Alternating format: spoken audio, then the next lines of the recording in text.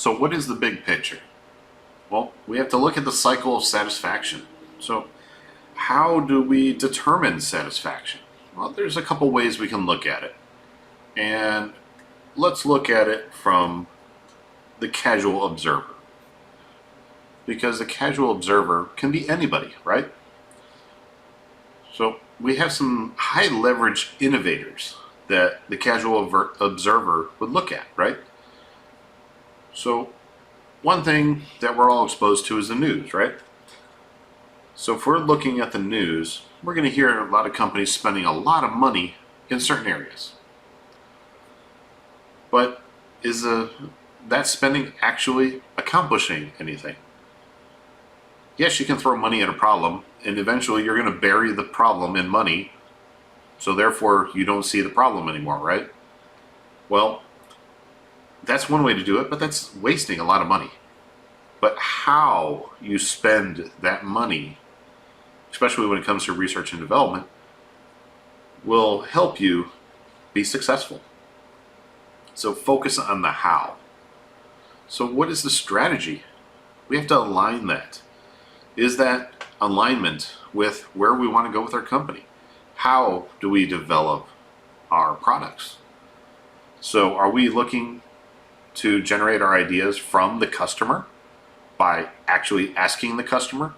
So we would be need seekers as a company? Or are we market readers, where we see what the market's doing? For example, a hot new product such as fidget spinners. One company came out with that, but all of a sudden they exploded as a product and they were everywhere. And it seemed like every company had their own out there. Well, that was a very popular idea, and it was very cheap to create, and it was very profitable. But now, where do you see fidget spinners? They've pretty much died off, right? So then we have also our technology drivers. So these companies rely on their technological expertise to drive that innovation and the breakthroughs, their breakthroughs that they do. So this could be Google, Apple, Microsoft, all these large companies that we think of when we think of technology. I mean, if you think of technology yourself, what's the first name that comes to mind for you? For me, it's Google. Google's in the news. Or you can think of Tesla. These companies are huge when it comes to technology. They're trying to make their own path. So next, deep customer insight. Now in the next video, we're going to dive real deep into this. But we have to figure out what our customers want. And sometimes they can't tell us what they want, but we can look at what they say, what they do, their purchasing habits, and that can help us determine what they want. Then we have the end-to-end process, where cross-functionality. So in the supply chain, new product development is cross-functional. All the different departments come together and have input in a new product. Accounting has their own input, finance, marketing, logistics. Everybody has their own input. Even human resources has their input into it. So it's not just research and development that comes up with new products. And then we have digital tools. Well, we have to look at the way customers behave. For example, do you have one of those cards that you might swipe when you go to the grocery store? The loyalty cards, or a loyalty card for any other place. Dick's Sporting Goods, Lowe's, any of these other things. Maybe Whole Foods, Trader Joe's, Aldi, wherever there's a loyalty card, they can see what you're buying. Because when you swipe that to get whatever it is, different pricing, they're tracking what you're buying. And if they're tracking what you're buying, they can kind of tell, oh, this person really likes broccoli, if it's a grocery store product, grocery store loyalty card. Or this person really likes coffee, because every time they go shopping, there's a coffee product. Or this person really likes Rocky Road ice cream. Now they can come up with these things, and they can see by everything else that you're buying, they can pretty much come up with a general idea of who you are. For example, if you've never bought a shaving product, whether you're male or female, well, they can tell either you never shave your face or you never shave your legs or any other areas. Well, that might be something they use to help market. If they can figure out that you're male and you don't buy shaving products, they might try to send you some marketing materials or try to develop a product that might go with beards. Who knows? You know, all this information comes from that digital side, big data. So we have a cycle of customer satisfaction here. So we have our first element here. We have to get deep insight into the customer needs. So, like I was just saying, we have to get that information.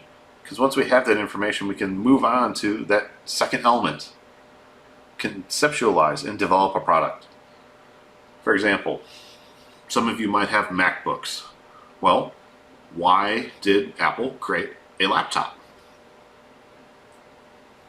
Well, Lenovo has laptops, HP has laptops, Acer, Samsung, all these other brands have laptops. Why did Apple need to come up with one? Well, it could be that there was so many iPhone users, because that was the first Apple product that came out of that high technology level, and they came out with the iPad, and they might be like, well, a lot of users like these devices, but we want to dive into, let's say, the business environment. Well, what's on most desks in a business environment? A computer. So that might be why the iMac and MacBooks came into existence. You might want to break into that. I don't know if that's true, but that's just kind of my thought process. But then we will need to move on to our third element. So once we conceptualize and develop a product, we need to verify it. We need to verify the financial viability. Can we make money? We don't want to make a product that we're going to lose money on, right? So once we develop our product and make sure that we can make money, we need to move on to our fourth element. We need to invest in the next generation of customers, or of customer-pleasing products. So what's the next step? Well, are we going to go to production? Well, what's the next product that we're going to create? Because we're going to move right into number one. So that product we created, did that solve what the customer was looking for? So like when they came out with the iPad, Apple came out with the iPad. Did that solve what the customer was looking for? Well, the customers might have said, I want a bigger screen. Now we have the iPad Pro, I believe it is. It's almost as big as a sheet of paper, or even bigger. Well, they came out with a Apple Watch, the earbuds for your ears. It seems like there's very few technology items that's left for Apple to make, but is that going to stop them? No. They're going to get more deep insight into the customer's needs and then go to element 2, conceptualize it and develop a product. Then move on to 3, then move on to 4, and then they're going to move back on to 1. So this is a cycle that keeps on going.